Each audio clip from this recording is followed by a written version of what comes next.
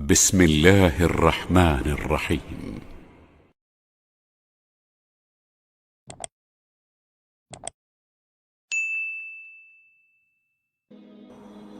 Amalan yang paling ringan di dalam ajaran Islam adalah zikrullah. Ringan di atas lidah, berat di atas timbangan, dan dicintai Allah. Subhanallah wa bihamdih, subhanallahil azim. Orang mukmin berzikir, orang munafik pun berzikir. Orang mukmin salat, orang munafik pun salat. Terus bedanya apa? Innal munafiqina yukhadi'una Allah wa huwa khadi'uhum wa idza qamu ila as-salati qamu kusala yura'una an-nas wa la yadhkuruna Allah illa qalila. Orang munafik salat, tapi salatnya malas dan riya. Kusala yura'una an-nas wala yadhkuruna Allah illa qalila. Orang munafik zikir, tapi zikirnya sedikit. Makanya kita harus menghindari dan melamatkan diri kita dari sifat kemunafikan. Salat yang tumakninah akan menantarkan kekhusyuan. Salat yang nikmat akan menantarkan kemuliaan. Termasuk salat malam. Syaraful mu'min salatul lail. Kemuliaan seorang mukmin adalah salat malamnya. Di antara zikir dan istighfar adalah doa Nabi Yunus ketika kita ingin terhindar dari musibah dan COVID-19. Nabi Yunus, Allah subhanahu wa ta'ala memberikan ujian, didiamkan di dalam perutnya ikan, menghadapi 3 kegelapan. Gelapnya malam, kemudian gelapnya kesusahan dan fikiran, gelapnya laut, kemudian yang ketiga gelapnya perutnya ikan.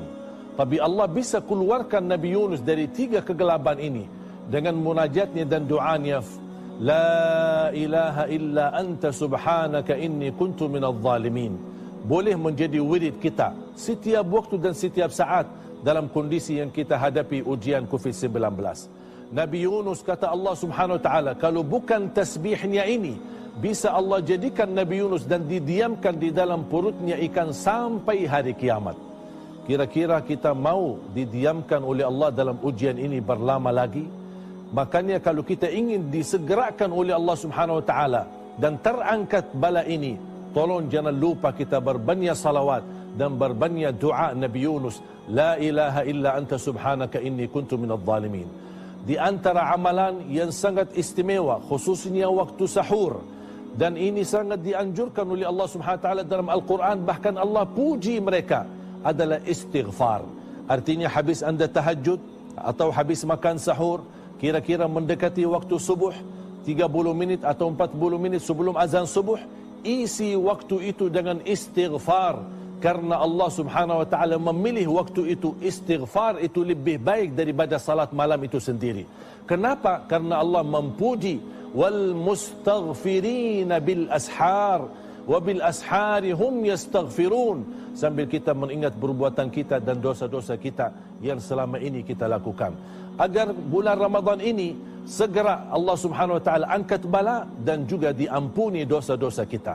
Di antara amalan istimewa di bulan suci Ramadan adalah sedekah. Nabi Muhammad sallallahu alaihi wasallam termasuk orang yang paling dermawan, dan terlihat kedermawanannya di bulan suci Ramadan. Sebagaimana disebutkan, kana ajwadan nas wa kana ajwada ma yakunu fi Ramadan. Nabi Muhammad adalah orang yang paling dermawan dan terlihat kedermawanannya di bulan suci Ramadan. Tapi ingat, ada satu hal, dan saya yakin umat Islam di Indonesia suka bersedekah, tapi selalu tertinggal doa ketika bersedekah. Niat untuk apa sedekah kita? Salah satu sedekah yang terbaik adalah sedekah subuh.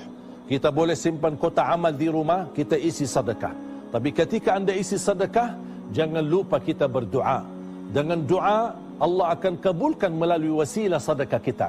Di antara doa yang kita panjatkan kepada Allah subhanahu wa ta'ala, kita memohon agar tertolak bala ini, agar Allah angkat bala ini, Allah angkat COVID-19 ini. Dengan kedatangan bulan Ramadan, insya Allah segera kepergian COVID-19. Makanya jamaah sekalian, sedekah seperti Nabi Muhammad sallallahu alaihi wasallam yang disertakan doa. Saya tahu banyak jemaah yang suka bersedekah, tapi seringkali terlupa doanya saat kita menyelesaikan sedekah. Salah satu contoh atau salah satu cara ketika kita bersedekah, ya Allah, aku mohon titipkan pahala sedekah ini untuk kedua orang tuaku. Ya Allah, dengan berkah sedekah ini aku mohon segera angkatkan bala ini, musibah yang kita hadapi. Ya Allah, dengan berkah sedekah ini karuniailah kepada anak kami menjadi penghafal Al-Quran. Jamaah sekalian, bulan suci Ramadan bagi saya tahun ini hadiah spesial yang luar biasa. Kenapa memiliki keistimewaan kali ini dibandingkan Ramadan yang sebelumnya? Karena kali ini kita diberikan fasilitas dan keterbatasan untuk beribadah supaya kita punya satu hal. Tidak boleh ada hal yang mengganggu ibadah kita. Urusan dunia, urusan nafkah, urusan keluarga, urusan apapun sudah dihalangkan oleh Allah Subhanahu wa taala. Dengan wabah corona ini kita harus sibuk menunjukkan kepada Allah Subhanahu wa taala. Seperti orang hamba berkata, ya Allah, walaupun ujian begitu berat kami hadapi, tetap kami insya-Allah akan terus memperjuangkan ibadah kepadamu. Di antaranya i'tikaf. Memang selama ini kita suka i'tikaf di masjid, tapi karena ada wabah corona, apakah kita bisa beriktikaf di rumah? Bisa beriktikaf, karena hakikat i'tikaf bukan soal tempatnya di mana, tapi hakikat i'tikaf bagaimana i'tikaful qalbi, bagaimana bisa kalbu kita fokus dan konsentrasi untuk menajurkan dan kembali kepada Allah Subhanahu wa taala dengan taubatan nasuha. Allah turunkan bala sebab dosa, akan Allah angkat bala lagi dengan taubat kita. Wa ma rufi'a bala'un illa bi taubah, tidak akan terangkat bala kembali kecuali dengan taubat kita.